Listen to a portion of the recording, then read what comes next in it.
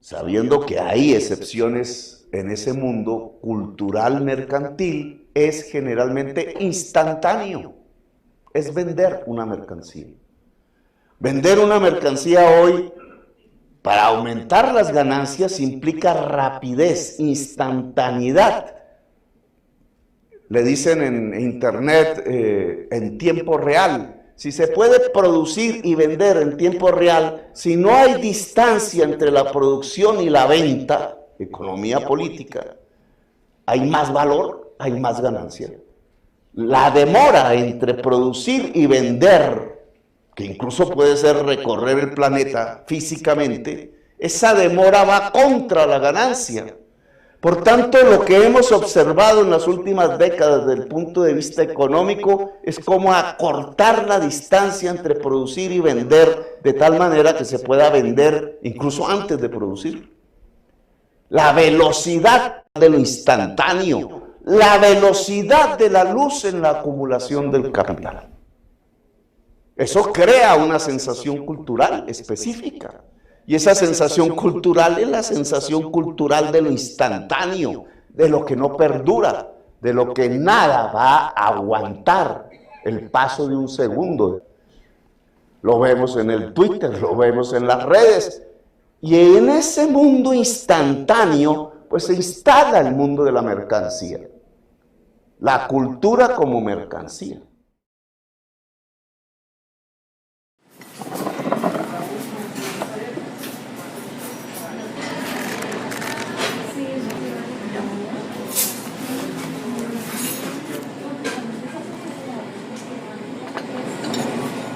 El libro llega a mis manos y primero me causa algún tipo de conmoción y algún impacto emocional porque es una tarea ardua, ¿no? Recoger los discursos, escucharlos, hablarlos, interpretarlos y transcribirlos.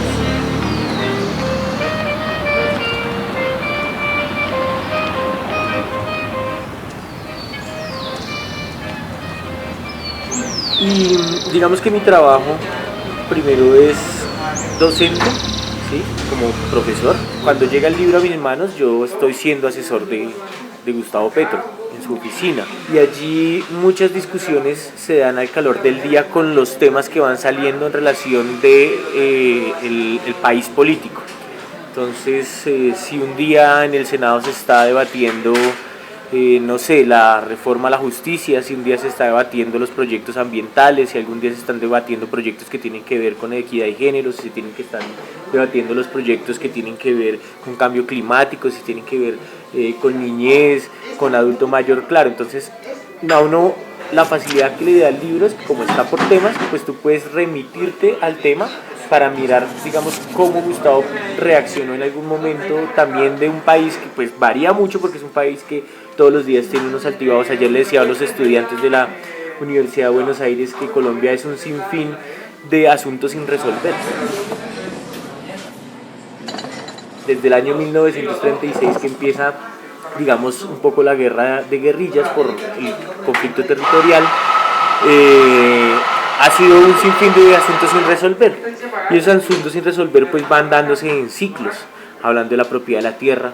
Hoy, digamos, el tema que está, o que hemos venido tratando las últimas 2 semanas con Gustavo, a través de sus redes y a través de sus discursos, y con los que se ha dado discusión política, es sobre la expropiación, o cómo han querido interpretar aquellos antidemócratas el uso y usufructo de los bienes y servicios ambientales para el bienestar común y en general del campesinado que ha sido desplazado. Nosotros siempre hemos dicho que no vamos a expropiar a nadie.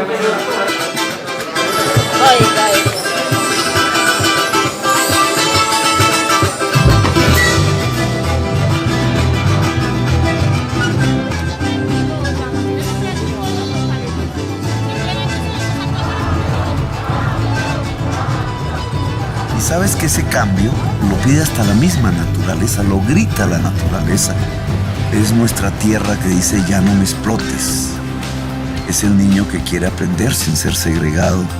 Es el campesino que busca salir de la pobreza, el trabajador que quiere estabilidad y dignidad.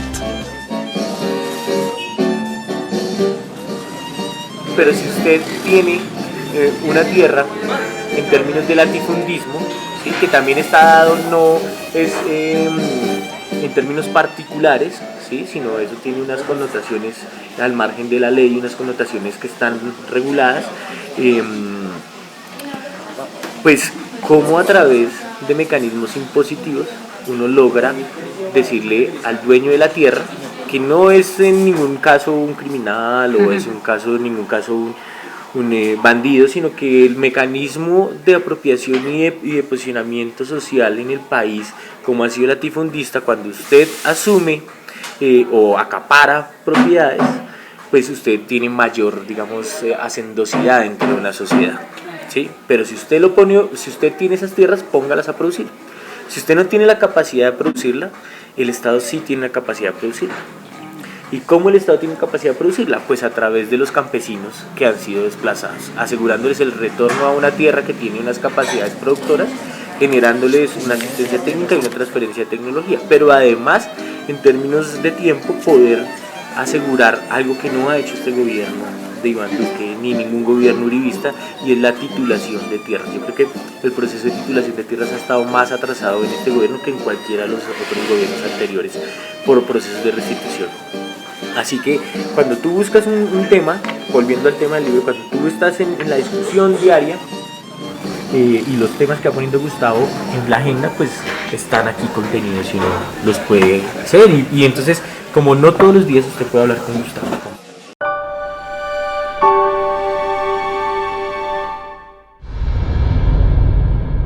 La segregación no puede ser cultural. ¿Por qué el Teatro Santo Domingo en el norte y no hay uno similar en el sur? Y esa fue la idea. Bien. Ese se llama el Teatro del Ensueño. Simplemente subimos acá para poner la velita. Mira qué pegada que nunca le vamos a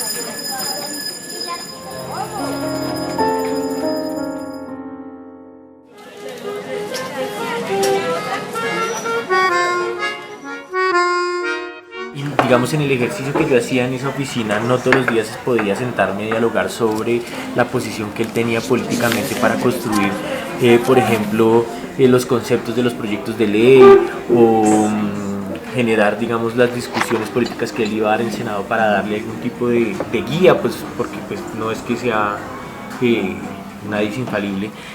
Pues recurrí acá porque aquí están sus pensamientos, aquí ya está la mayoría de veces como una charla con Gustavo.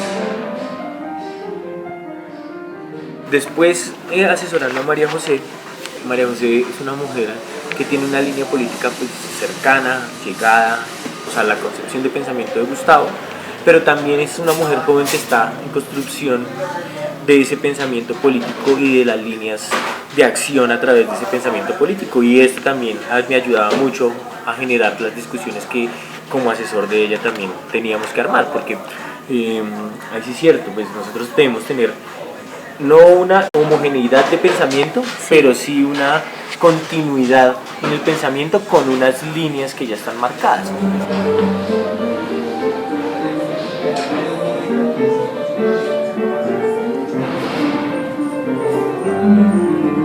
Entonces, por ejemplo, armar discusiones como la de la región metropolitana, la discusión del desempleo y hablar de mujer. Allí con María José hicimos un debate sobre energías alternativas, y aquí hay un capítulo de energías y específicamente sobre movilidad, porque cómo de verdad interpretar eso para que, digamos, las personas que estamos, puede ser acompañando el ejercicio político de Gustavo, pues también mantengamos una línea de pensamiento. Además que usted de aquí empieza a conocer humanamente a Gustavo, porque no es solo un temario, ¿cierto?, con especificidades técnicas, sino cómo construye. Entonces por aquí yo abrí y me acordé también cuando él hablaba de un tema, creo que era cambio climático, hablaba sobre Picasso, hablaba sobre sobre la construcción de las ciudades, y eso no solo refiere a la construcción política técnica, porque eso lo alejaría a uno sobre la escuela tecnocrática, ¿sí? Que es mucho de lo que se está viendo incluso hoy en el gobierno distrital. Y el gobierno de la Bogotá Humana fue totalmente diferente, o el contrario a lo que hoy se está viendo. Es un discurso realmente humano, ¿sí? Como a través de las vivencias usted se acerca al hombre, pues digamos al humano, al hombre y la mujer como elementos constitutivos de la sociedad, pero también como da esos elementos técnicos para construir una sociedad en términos de, bueno, valga la redundancia, de una Bogotá humana, una Colombia humana. ¿Sí?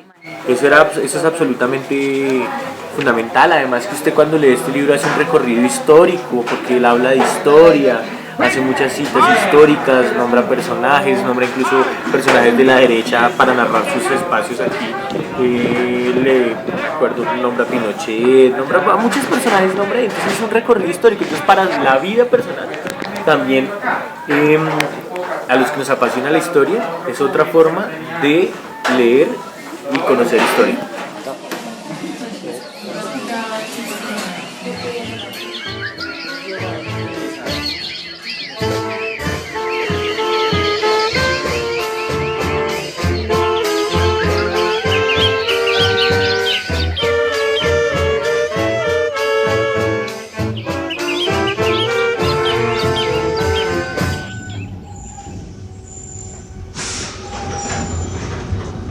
En la Universidad de Buenos Aires me invitaron a dictar un curso sobre precisamente historia de Colombia. Entonces yo hago un recorrido sobre la historia de Colombia a través del uso de los bienes y servicios ambientales como eje central de la disputa de la tierra. Entonces la guerra de verdad de guerrillas y nacimiento de las guerrillas en Colombia pues se da alrededor del campesinado, campesinos que intentan defender su territorio de los despojadores y los de gente que los desplaza, y se arman para proteger su tierra. ¿Pero por qué protegen su tierra? Porque les están quitando el acceso a los bienes y servicios, que es producción, agua, territorio, su hogar, su casa. Y en esos 50 años pues hay unos episodios históricos ahí que son muy importantes, como Jorge Eliezer, el Frente Nacional, ¿cierto? Y unos espacios muy dolorosos como el fortalecimiento del narcotráfico, los cárteles del narcotráfico, Medellín y Cali, cómo los cárteles empiezan a tomar, digamos, una participación fundamental en la vida social y política del país, ¿sí? Y se apropian de la política. Entonces ya no dejan de ser carteles del narcotráfico, sino empiezan a ser carteles de la narcopolítica y luego de la narcoparapolítica. Esos son los últimos 20 años de recorrido, cuando ya empieza a hablar de la parapolítica y la narcoparapolítica. Luego, digamos, ahí hay un paréntesis histórico cuando se habla un poco de los gobiernos de Santos y cómo la burguesía intenta recuperar el poder porque había un capataz que vino y les quitó su rol fundamental en la historia de Colombia, porque Álvaro Uribe pues era una persona de extracción medianamente humilde, ¿sí? Y pues los clanes políticos o las familias Vargas, Lleras, Gómez, López, Miquelsen, Valencia no iban a permitir que un campesino, si un capataz a punta de fusil los mandan. Entonces hacen todas unas maniobras políticas, recuperan el poder, pero tienen que mantenerle unas condiciones a esa parapolítica, pero volverle las condiciones hegemónicas digamos, al poder a través del dinero y de las comunicaciones. Un respiro o una consecución ahí histórica del acuerdo de paz, ¿sí? Pero luego entonces yo le digo a los estudiantes que termina siendo una burla cuando tú interpretas que Colombia es el único país donde le han preguntado que si quiere la paz. Si usted quiere paz, pues, hermano, es que es apenas lógico que usted quiera estar en paz.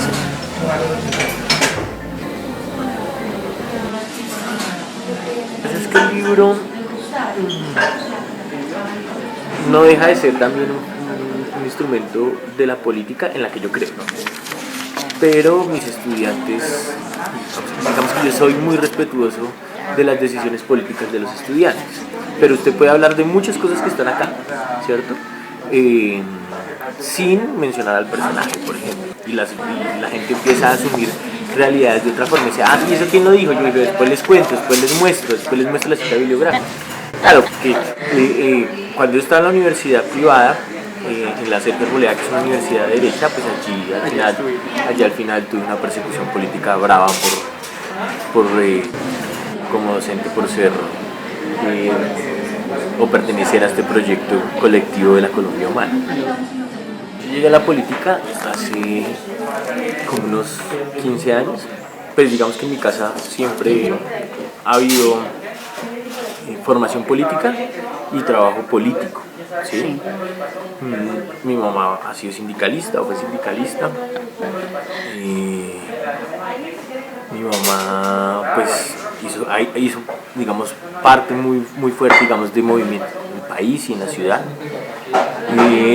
Pero a mí siempre me pareció que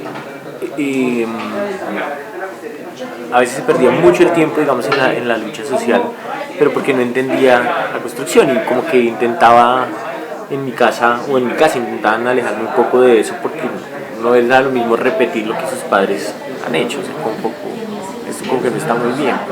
Entonces yo entro a la Universidad Nacional y allí en la Universidad Nacional viene el paro de los estudiantes y allí digamos que me vinculo a los procesos políticos de defensa del estudiantado y en el 2005 me toca salir del país exiliado por la persecución paramilitar.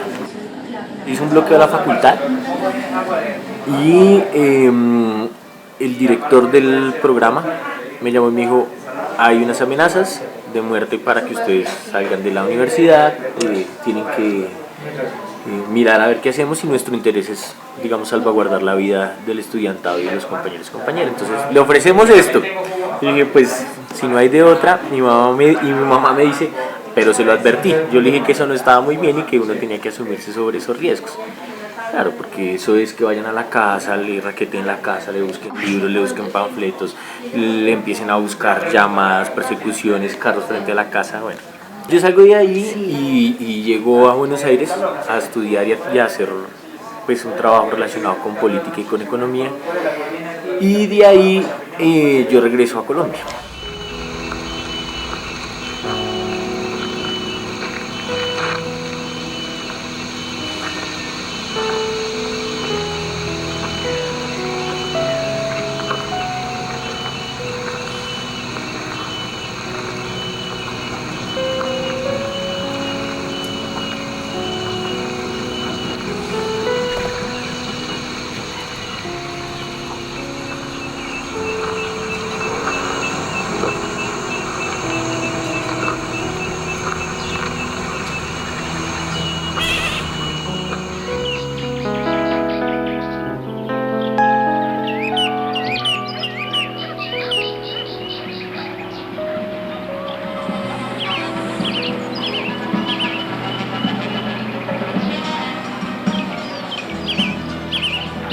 Hoy viene a mí la damisela soledad, con Pamela impertinentes y botón, y amapola en el oleaje de sus vuelos. Hoy la voluble señorita es amistad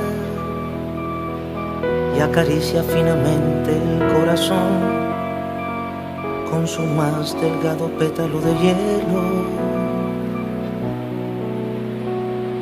Por eso hoy gentilmente te convido a pasear por el patio hasta el florido pabellón de aquel árbol que plantaron los abuelos.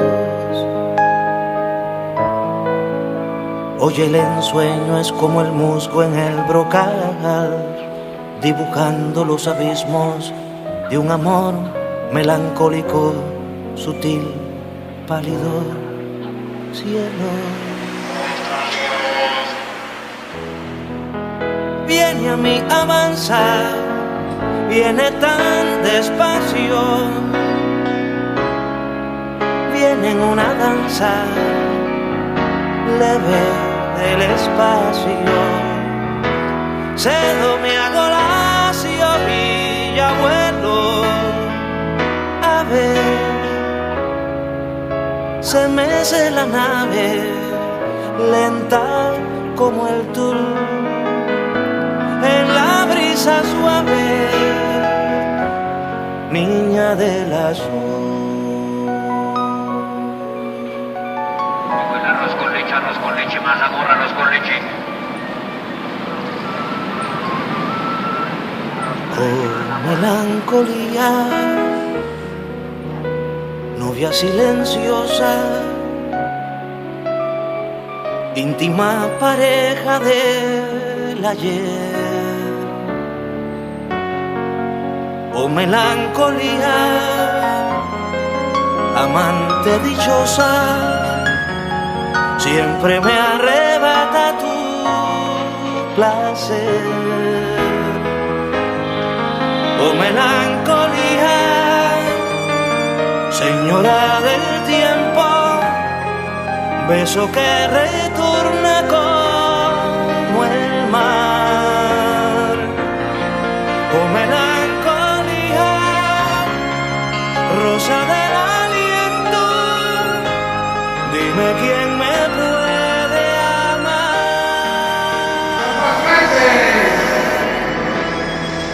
Hoy viene a mí la damisela soledad, con Pamela impertinentes y botón de amapola en el oleaje de sus vuelos. Hoy la voluble señorita es amistad y acaricia finamente el corazón con su más delgado pétalo de hielo. Por eso voy, melancolía, señora del tiempo, eso que retorna como el mar. Oh melancolía, rosa del aliento.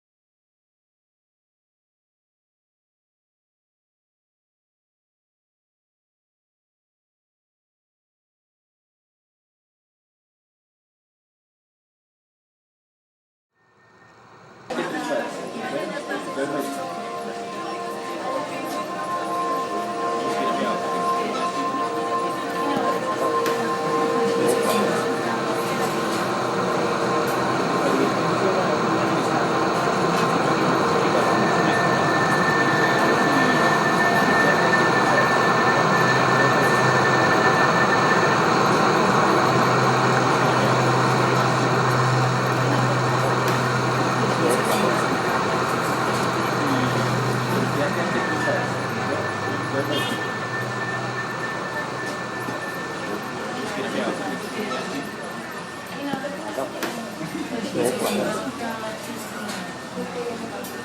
ir por ese man, regresar. Si me acuerdo cómo llegar. Si me esperan, pues me